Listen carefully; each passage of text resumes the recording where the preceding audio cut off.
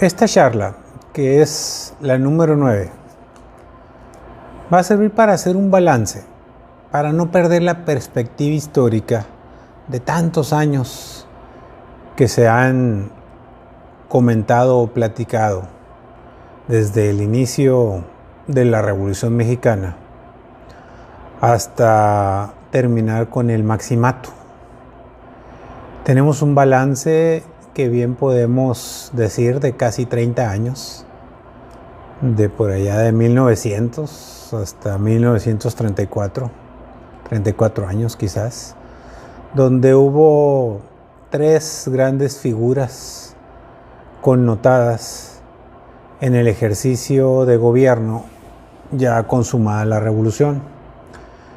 Como ya lo dijimos, Venustiano Carranza, Álvaro Obregón, Plutarco Elías Calles. Tuvimos una revolución política y social. Nos quedamos con una constitución, que son todas las leyes que reflejan lo que se quiere como país.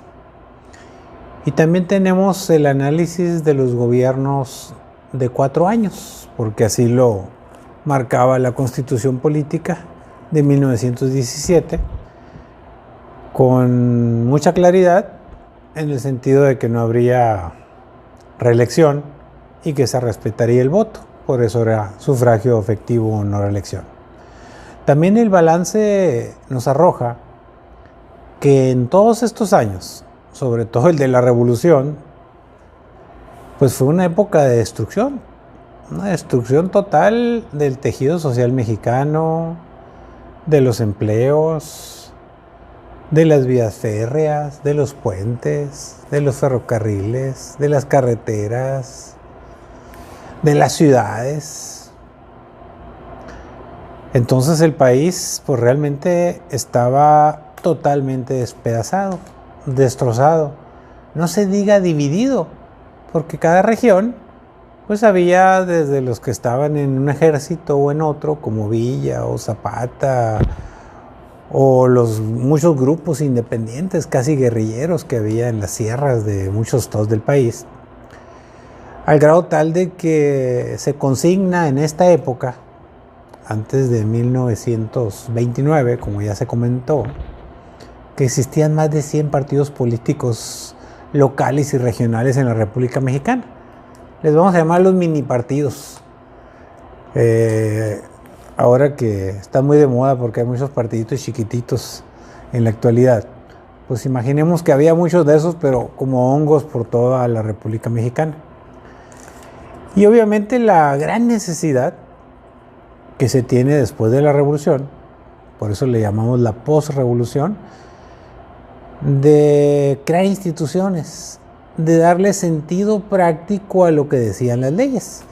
Y aquí es donde viene la etapa de reconstrucción, que es la posrevolución, y es donde dejan huella fundamentalmente Obregón y Plutarco Elías Calles, con la creación formal del ejido, la reforma agraria, la ley federal del trabajo, la creación de banobras, la educación, la construcción de escuelas, el establecimiento ya oficial del salario mínimo, la reconstrucción de trenes y carreteras.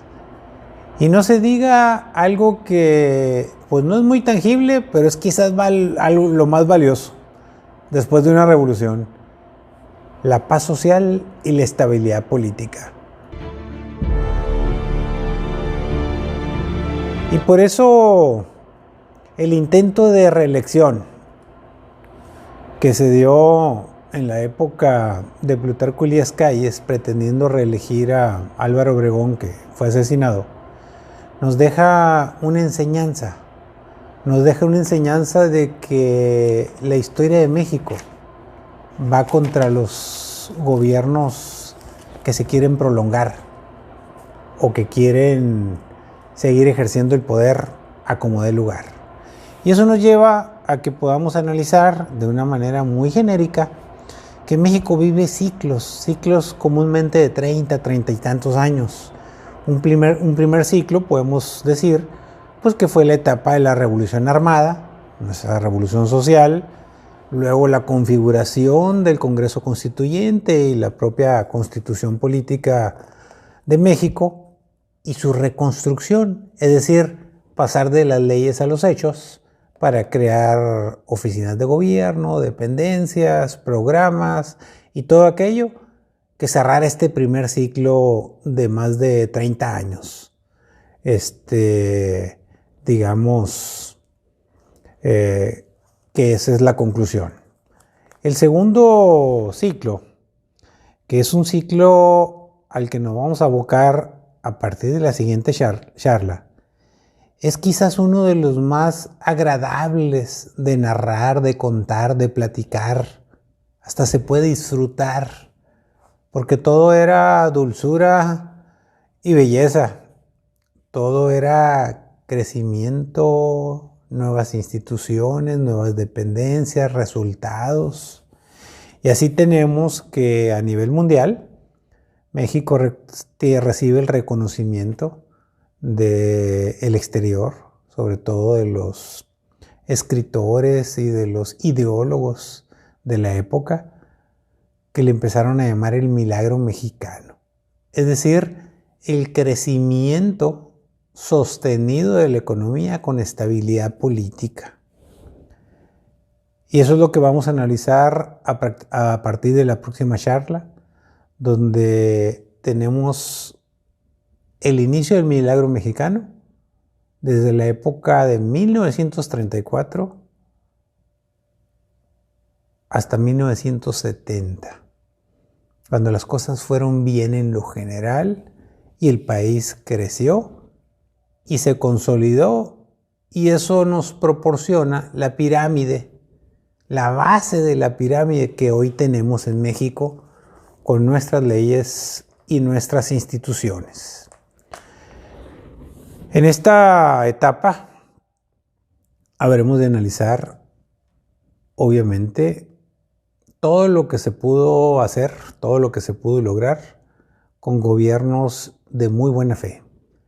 Unos surgidos desde la misma Revolución Mexicana, porque Lázaro Cárdenas era general militar michoacano, pero también cómo se dio una transición de lo militar a lo civil, que vinieron los gobiernos civiles, para después enfrentarnos a un ciclo más complicado, digamos más negativo, más oscuro, que es el ciclo de aquellos gobiernos que, siendo civiles, abusaron del poder o se equivocaron en el ejercicio del poder y lograron darle marcha atrás al milagro mexicano.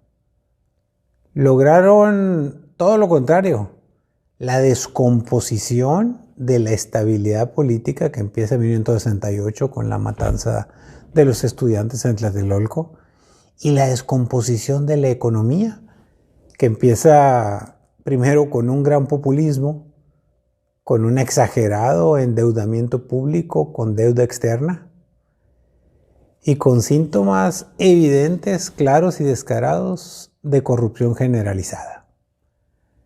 Esos tres grandes ciclos son los que dos de ellos ya fueron comentados, pero vamos a analizar con mucho detenimiento el segundo ciclo, que es el más interesante, que es el más alentador y que es el que más nos puede dejar enseñanzas rumbo al ejercicio del poder presidencial en México de aquí para adelante.